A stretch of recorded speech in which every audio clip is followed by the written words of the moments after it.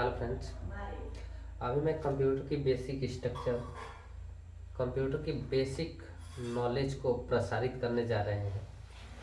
अभी मैं ये बताऊंगा कि कंप्यूटर क्या है, कंप्यूटर को किसने बनाया, कंप्यूटर को बनाने का उद्देश्य क्या था। तो फ्रेंड्स आइए समझते हैं।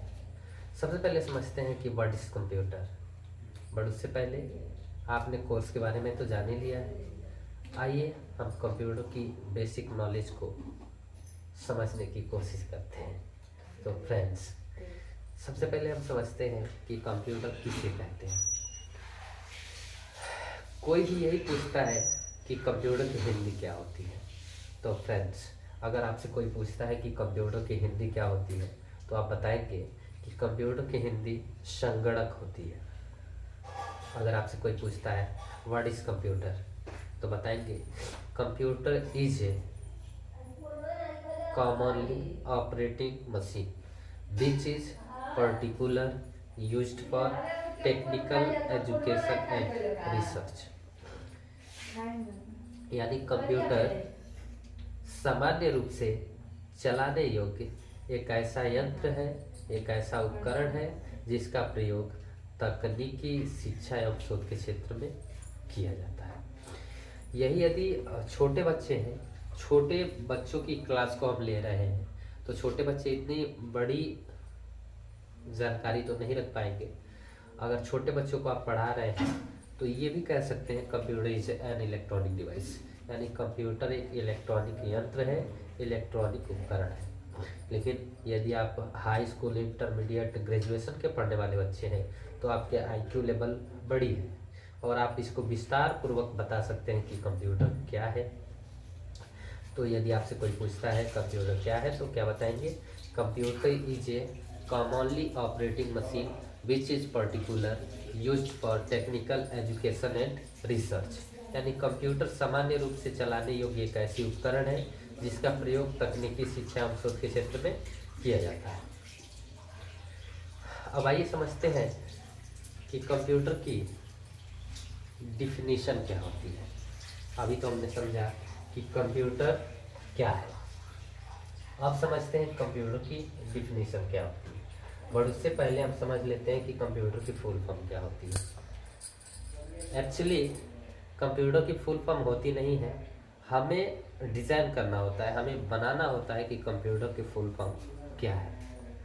कंप्यूटर की फुल फॉर्म होती नहीं है, लेकिन हमने कुछ कंप्यूटर के मीनिंग्स निकाले हैं। कंप्यूटर की पूरी स्पेलिंग को एक एक करके अलग लिखा है और उसकी मीनिंग बनाया है और उसका अर्थ निकाले हैं। ऐसा ही आपको भी करना है, आप चाहे तो अलग भी कर सकते हैं। हमने यहाँ पे कंप्यूटर की एक एक स्पेलिंग को लिख करके, उसकी मीनिंग को लिख करके उसका अर्थ लिखा है और इसके ज़रिए आपको समझाने की कोशिश कर रहे हैं। तो कंप्यूटर की फुल फॉर्म होती है सी फॉर कॉमन या कॉमनली, जिसका मतलब होता है सामान्य। ओ फॉर होता है ऑपरेटर या ऑपरेटिंग, ऑपरेटर का मतलब होता है चालक, ऑपरेटिंग का मतलब होता है चलाने वाला। यम फॉर होता है मशीन, मशीन मीन्स उपकरण या यंत्र। पी फॉर होता है पर्टिकुलर, पर्टिकुलर का मतलब होता है विशेष, यहाँ पे भूल गए हैं। पर्टिकुलर का मतलब होता है विशेष रूप से, विशेष रूप से। यू स्टैंड फॉर होता है यूज्ड फॉर, मतलब प्रयोग, प्रयोग के लिए, फॉर लगाया के लिए। टी फॉर टेक्निकल, मतलब तकनीक। T for trade, trade means व्यापार या व्यवसाय। E for education, education means शिक्षा। R for research, research means शोध या खोज। अगर आपसे कोई पूछता है व्हाट इज कंप्यूटर तो कंप्यूटर तो यहाँ पे हमने लिख दिया है, साफ साफ दिख रहा है कि यह कंप्यूटर है। तो बताएंगे कंप्यूटर, कंप्यूटर यहाँ से हमने ले लिया computer. Computer is a commonly operating machine which is particular used for technical education and research. ऐसे ही आपसे कोई अगर पूछता है व्हाट इज कंप्यूटर तो कंप्यूटर यहाँ पे लिखा हुआ है, यहाँ से ले लेंगे। कुछ चीज़ें हमें जोड़नी पड़ेंगी तो आप देख सकते हैं computer is a commonly operator machine which is particular used for trade education and research. यानी कंप्यूटर क्या है? कंप्यूटर सामान्य रूप से चलाने वाला या चालक यंत्र जो विशेष रूप से प्रयोग के लिए तकनीकी, व्यापार, शिक्षा, शोध या खोज के क्षेत्र में किया जा रहा है। यानी कंप्यूटर सामान्य रूप से चलाने योग्य एक ऐसा उपकरण है जिसका प्रयोग विशेष रूप से तकनीकी, शिक्षा या व्यापार, शोध के क्षेत्र में किया जाता है। तो इतना तो आप सबको क्लियर हो गया होगा। अब आइए समझते हैं कि कंप्यूटर की डिफिनीशन क्या होती है, डिफिनीशन ऑफ कंप्यूटर। तो अभी आपने समझा कि कंप्यूटर क्या होता है।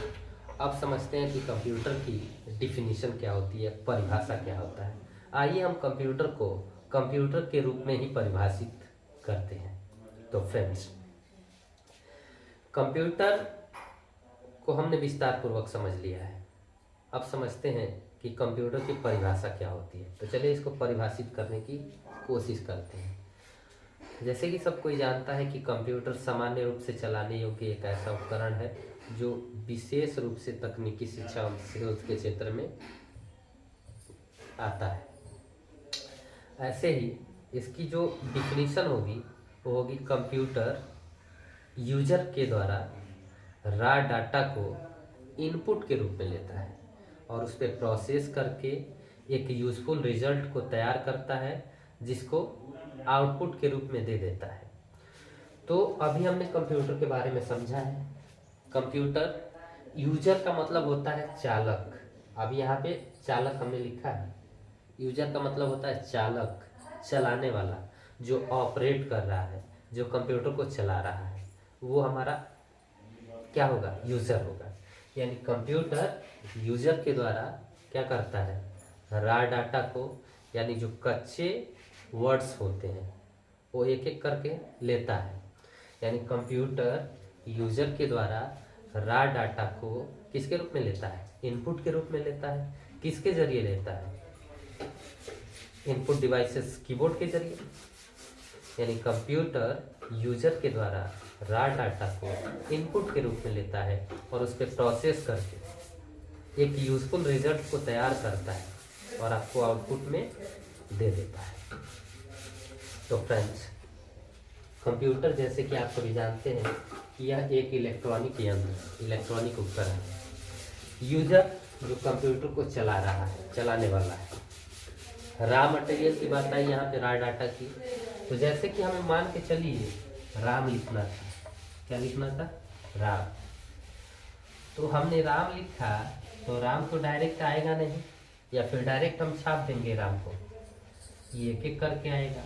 तो ये जो एक एक वर्ड आ रहा है ये हमारा रॉ मटेरियल है, और जैसे ही ये पूर्ण रूप से बन जाता है तो हमारी डाटा में कन्वर्जन हो जाता है। यानी ये हमारी पूरी डाटा है, लेकिन ये पहले भी डाटा था, लेकिन क्या था? रॉ डाटा था। आइए एक और एग्जांपल देते हैं रॉ डाटा या रॉ मटेरियल के बारे में। सबके घर पे खाना बनता होगा। खाना तो डायरेक्ट बनती नहीं है, उसके पीछे की प्रक्रियाएं होती हैं। सबसे पहले बर्तन को धोना पड़ता है, अगर चावल बनाना है तो उसमें पानी को रखनी पड़ती है, पानी को गर्म करना पड़ता है, फिर चावल को धुलना पड़ता है, फिर पानी गर्म होने के बाद चावल को रखनी पड़ती है उसमें, और उससे पहले आँच को उसमें लगाना पड़ता है, तब तो जा कर के चावल बनती है। तो उससे पहले जो ये प्रक्रियाएं चल रही होती हैं ये हमारी रॉ मटेरियल की प्रक्रियाएं होती हैं, और जैसे ही वो तैयार हो जाता है, वो फिनिश्ड गुड्स हो जाता है, वैसे ही ये हमारी रॉ डाटा होती है। और जैसे ये परिपूर्ण हो जाती है, पूरी तरह से बन जाती है, तो हमारी डाटा में कन्वर्जन हो जाता है। तो अभी हमने समझा कि कंप्यूटर की डिफिनीशन क्या होती है। डिफिनीशन में हमने रॉ मटेरियल को समझा है, रॉ डाटा को समझा। अब आइए समझते हैं कि डाटा किसे कहते हैं। फ्रेंड्स, अगर आपसे कोई पूछे what is data, what is data, तो बताएंगे रा फैक्ट नॉन स्टार्टर। रा फैक्ट नॉन स्टार्टर। रा फैक्ट का मतलब होता है संख्या। क्या होता है? संख्या, तथ्य। तथ्य कि आंकड़ों के समूह को, आंकड़ों के समूह को हम क्या कहते हैं? डाटा कहते हैं। तो संख्या अभी हमने लिख दिया 1 2 100, ये क्या है हमारा? ये तो संख्या है, किसका रूप है? डाटा का। लेकिन अभी यहाँ पे देख सकते हैं ये हमारा क्या है? डाटा है। तथ्य हमने नाम लिखा है, ये क्या है? हमारी डाटा है। यानी संख्या तथ्य की जो आंकड़े बन जाते हैं, आंकड़े तैयार हो जाते हैं, वो हमारा क्या है? डाटा है। ऐसा समझ में? अब आइए समझते हैं कि डाटा हमारे कितने प्रकार के होते हैं। डाटा हमारे 4 प्रकार के होते हैं। कौन कौन से? पहला होता है आपका नंबर या टेक्स्ट डाटा, यानी कोई नंबर लिख दिए या कोई टेक्स्ट लिख दिए, ये हमारे डाटा के रूप में आते हैं, डाटा की श्रेणी में आते हैं, ये हमारे डाटा है। दूसरा होता है आपका ग्राफिक्स या पिक्चर डाटा, यानी आप किसी का फोटो ले लिए, वो हमारे क्या है?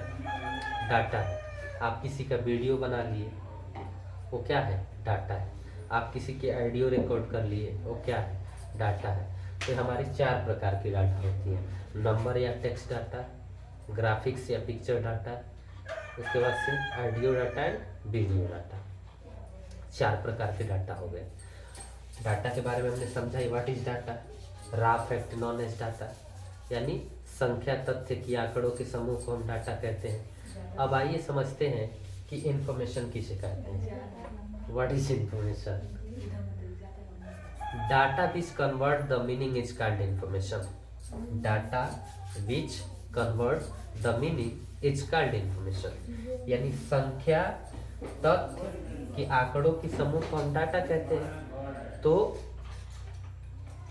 इंफॉर्मेशन किसे कहते हैं? तो यहीं पे हम बताएंगे डाटा विच कन्वर्ट, यानी डाटा की अर्थपूर्ण समूह को हम क्या कहते हैं? इंफॉर्मेशन कहते हैं। आइए समझते हैं कि इंफॉर्मेशन किसे कहते हैं। जैसे अभी हमने ये नंबर लिखा था 1 2 100। अब यहाँ पे किसी कंट्री के फॉर्मल नेम लगा देते हैं। आइए इंडिया के फॉर्मल नेम रुपीस का सिंबल लगा दिए। अब आप इसको क्या पढ़ेंगे? पढ़ेंगे रुपीस। कितना?